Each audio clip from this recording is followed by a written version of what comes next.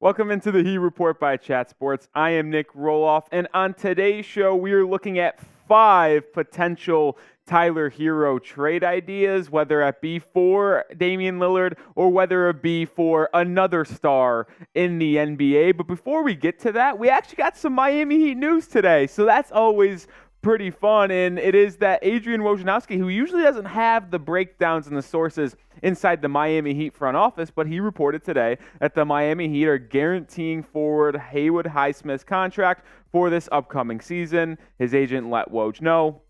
And I actually think this is a pretty cool thing. Haywood Highsmith, one of the more cool stories for the Heat, undrafted, didn't get picked up by teams, actually played for the Philadelphia 76ers when D. Wade played in his final home game. If you guys can actually remember, there was a funny part of that game where D. Wade tried to catch a lob off the backboard to himself, and Haywood Highsmith was actually the guy who broke up that self-lob for D. Wade in his final home game. So I always think that's a pretty funny story for Highsmith, but he's a good defender, and I like that he is guaranteed for this upcoming year. Maybe he gets traded, maybe he's on this roster, but if he stays on this roster, he can be a really good defensive specialist off the bench. So I do like the Heat guaranteeing his contract for this upcoming season. But let's get back into Tyler Herro.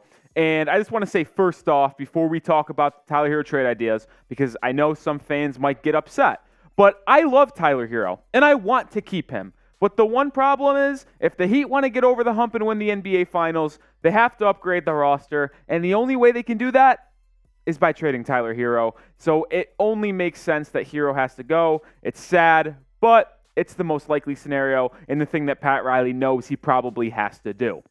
So show some love to Tyler Herro. I know this is going to be a little Debbie Downer video if you're a Tyler Herro fan, but show support for Mr. Herro. Hit that like button. Let's rack up the likes. And just in case Tyler Herro's watching today, knows that he has a lot of support from Heat Nation and knows it's just a business. But there has been a lot of Tyler Herro slander on Twitter, on social media lately, and I want to shut this shit down because he is still a very good player. I mean, you look at his career stats right now, and he is just a hooper. The 13th pick in the 2019 NBA draft, and all he's done for the Miami Heat is absolutely produce and be a catalyst in the Heat winning. 13.5 points per game in that rookie year, and then he improves his stock a little bit in year 2 with 15, and then wins Sixth Man of the Year in year 3, and then this year in his first full-time role as a starter, averaged 20 points per game. But the efficiency, he's one of the best three-point shooters in the association. The only knock that I have on Tyler Herro is that he requires screens to get open,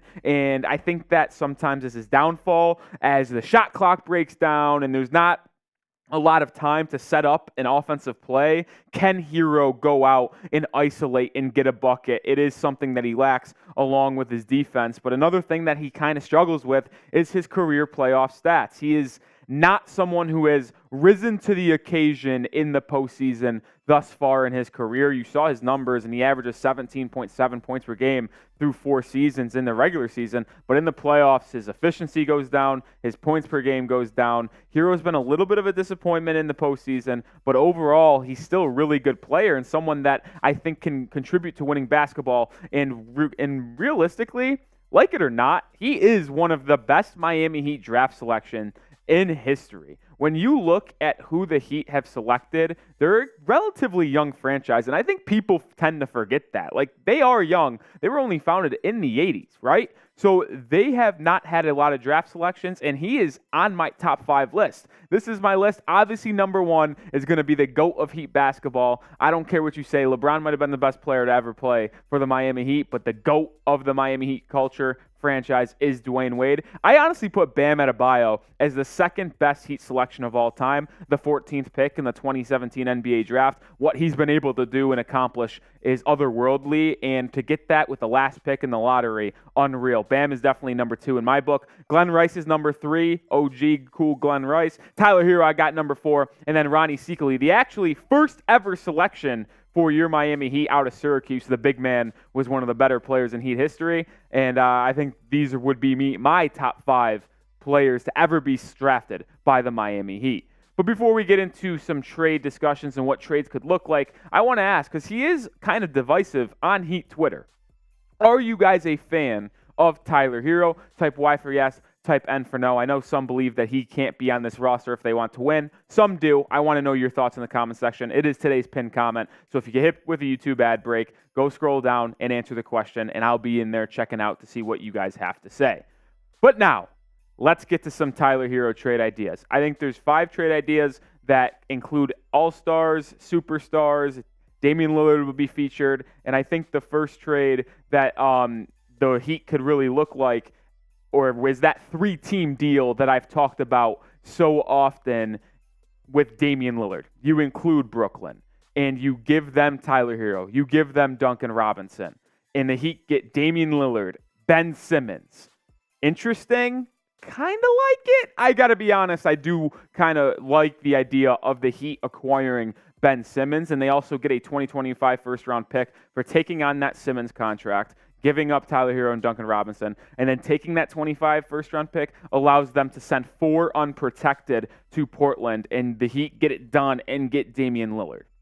And unfortunately, Tyler Herro is going to get moved this offseason for a whale, that whale most likely being Damian Lillard. I actually think that even if they don't get Damian Lillard, they have to trade Tyler Herro because that relationship between the Heat and Herro might be damaged. But there's 4 players that I think the Heat could technically acquire this offseason via trade that Herro would be in for, and these are the only 4 names that I would do it for. Dame, LaVine, Paul George, and Joel Embiid. And we know this for sure is that Herro is in the Damian Lillard deal. There is no possible way that the Heat could acquire Damian Lillard without giving up Tyler Herro to a third team and then a pick going to either Miami to unlock more picks or a pick going to Portland. I know everybody wants to keep Herro, and Dame, Herro, Jimmy, Bam would be very, very fun, but Herro has to go, unfortunately. Let's look at trade idea number 2, and this one's a little bit of a doozy. Also has the Heat acquiring Damian Lillard, and this one is a 4-team trade where the Thunder received Caleb Martin, the Nets received Tyler Herro, the Heat get Damian Lillard, and what the Blazers get, they get Kyle Lowry, Duncan Robinson, and 4 first-round picks, 2 from Miami, 1 from OKC, and 1 from Brooklyn. This one's fascinating. I don't know if this one's more likely than the first trade idea I showed you, but I do think a 4-team deal with this framework, maybe not this exactly, maybe more picks involved, it's getting swapped around. Maybe it's not just 1 player for OKC, 1 player for Brooklyn, but I think this trade does have a legit possibility of being the official Damian Lillard deal when it gets all said and done. And we are here for all Miami Heat news and rumors. We broke down the news this morning of Haywood Highsmith getting a guaranteed contract. We're not talking about Tyler Herro trade ideas. We're talking about Damian Lillard trade rumors every other day. So we are here for everything related to the Miami Heat. So join the channel, hit that sub button, see if we get the 4,500 subs on this video. Unlikely, but it would be pretty cool. So let's see if we can hit that sub button and get that done. Trade idea number 3, and we talked about a Zach LaVine trade idea on yesterday's video, and I wasn't a fan of that trade idea, but I am kind of a fan of this idea. Herro and 1 first-round pick going to Chicago for Zach LaVine. And Zach LaVine is an absolute hooper, and I know a lot of people in the comment section yesterday, and I kind of want to call you out a little bit here, said I wouldn't trade Herro for Zach LaVine. Well, I don't understand why you wouldn't trade Herro for Zach LaVine, because Zach LaVine is just a better version of Tyler Herro right now. And he fits the timetable for the Miami Heat better than Tyler Herro. LaVine's a polished scorer, a veteran who can score at all 3 levels, attack the cup, dunk on your head, give you a nice little head tap, and then also step back and hit some tough 3-pointers and score in isolation. Herro hasn't unlocked that full isolation bag yet. LaVine fits the timeline better for Miami, and I think if you're looking at what the Chicago Bulls, would they accept that offer? You get a 23-year-old 20-point scorer. You move off LaVine's contract. You also pick up a first-round pick. I think that deal could make some sense for both squads if the Bulls elect to rebuild, but who knows? They're a poverty franchise, and they don't really know what they're doing as of right now. Let's go in the trade idea number 4. And this one's a bit of a doozy, but it's the Heat acquiring Paul George, one of my favorite players in the NBA. The Heat are sending Tyler Herro, Duncan Robinson, and a first-round pick to the Clippers for PG-13, who would have to change his jersey because Bam Adebayo's rocking that 13 till he dies in the 305. But this is what Paul George has done over the past 4 years, and the main concern with him is his injury history, right? He only played 48 games 4 years ago, 54 the year after, 31 2 seasons ago, and 56 this past season.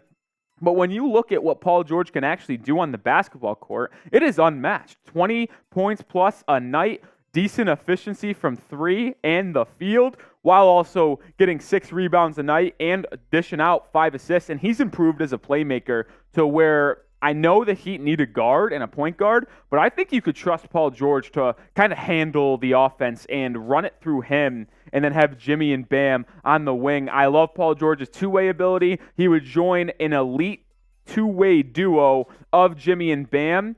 And I got to say, that would probably be the best three, or the trio, I should say, when it comes to two-way ability, because they will strap up your favorite players. Let's get into the final trade idea. And this one, I know I said Paul George was a doozy. This one might be the craziest of all. And it is the Heat getting the MVP, Joel Embiid. And the Sixers, they're getting a haul. They're getting Tyler Herro, Jaime Jaquez Jr., Duncan Robinson, Nikola Jovic, and 2 first-round picks. And you might say to yourself, that's a lot. Well, you're right.